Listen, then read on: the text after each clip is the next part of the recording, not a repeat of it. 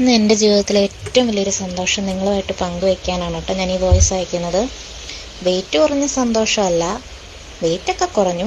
അതിലുപരി നീണ്ട 8 വർഷത്തെ കാത്തിരിപ്പിനൊടുവിൽ ഞാനൊരു അമ്മയാവാൻ പോകുന്നു എന്നുള്ള സന്തോഷം അറിയിക്കാൻ വേണ്ടിയിട്ടാണ് കേട്ടോ. ഒരുപാട് ട്രീറ്റ്മെൻറ്റുകളൊക്കെ ചെയ്ത് മനസ്സൊക്കെ മടുത്ത് വെയിറ്റൊക്കെ കൂടിയിരിക്കുന്ന സമയത്ത് ഇൻസ്റ്റഗ്രാമിൽ നമ്മുടെ ഐസ്ലിമിനെ പറ്റി കാണാനിടയായത്. എന്തേലും ആട്ടെ വെയിറ്റ് കുറച്ചേക്കാമെന്ന് വിചാരിച്ചു. അതെങ്കിലും കുറയട്ടെ എന്ന് വിചാരിച്ച് കോണ്ടാക്ട് ചെയ്ത സമയത്ത് എൻ്റെ കാര്യങ്ങളൊക്കെ ചോദിച്ച് മനസ്സിലാക്കി. PCOD ഉള്ളത് കൊണ്ട് ഐപ്പൾസ് കൂടെ കഴിക്കണമെന്ന് അൻസാർ എന്നോട് പറഞ്ഞു.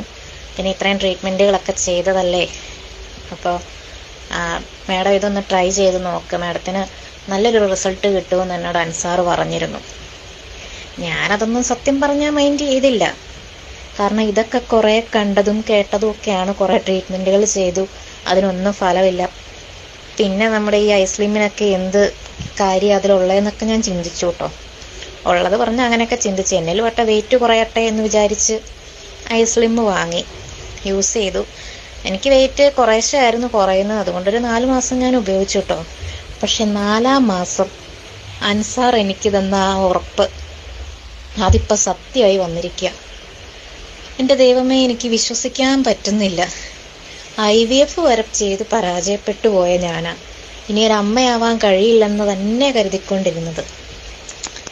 പക്ഷെ ഇപ്പോഴും എനിക്ക് വിശ്വസിക്കാൻ പറ്റുന്നില്ല. പോസിറ്റീവ് റിസൾട്ട് കണ്ടപ്പോൾ സത്യം പറഞ്ഞാൽ എന്നാ പറയുക, അയ്യോ ഒത്തിരി സന്തോഷമുണ്ട് കേട്ടോ. അൻസാർ ഒരുപാട് നന്ദിയുണ്ട്.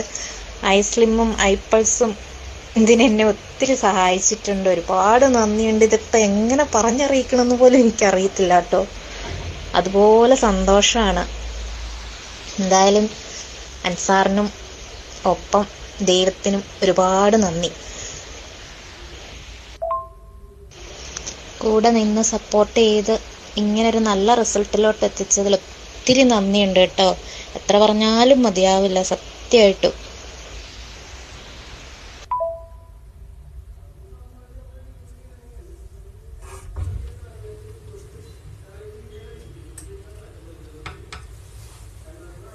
സത്യമാണ്, ഒത്തിരി സപ്പോർട്ട് ചെയ്തിട്ടുണ്ട്, ഒരുപാട് എന്നോട് പറഞ്ഞിട്ടുണ്ട്. പക്ഷെ എനിക്കതൊക്കെ കേൾക്കുമ്പോഴത്തേക്കും ഒന്നും തോന്നണില്ലായിരുന്നു. കാരണം ഇനി ഒരു അമ്മയാവാൻ പറ്റില്ല എന്ന് തന്നെ പ്രതീക്ഷിച്ചിരിക്കുമായിരുന്നു. ഇനിയും അടുത്തതും ഒരു IVF നടക്കുള്ളൂ എന്ന് തന്നെയാണ് ഓർത്തുകൊണ്ടിരുന്നത്. ഇനി IVF ചെയ്യുന്നില്ല, എന്നേലും ആട്ടേന്ന് ഓർത്തിരിക്കുമായിരുന്നു.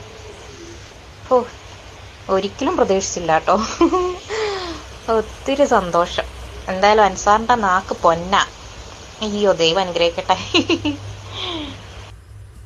അൻസാർ പറയണ പോലെ തന്നെ ഡോക്ടർമാരും പറയുമായിരുന്നു, ഉറപ്പായും റിസൾട്ട് കിട്ടുമെന്ന്. ഇതൊക്കെ കുറെ കേട്ടിട്ടുള്ളതുകൊണ്ട് പിന്നെ അൻസാർ പറഞ്ഞപ്പോഴും എനിക്ക് വലിയ മൈൻഡൊന്നും ഇല്ലായിരുന്നു.